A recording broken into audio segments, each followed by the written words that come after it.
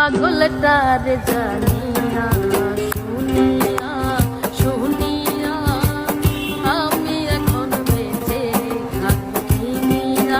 আমার শূন্য ভুবনের কেউ হলো না আপন, শূন্য ভুবনের কেউ হলো না আপন। সবাই পাগলটার জানিয়া শুনিয়া শুনিয়া আমি এখন বেঁচে থাকবো কিনিয়া।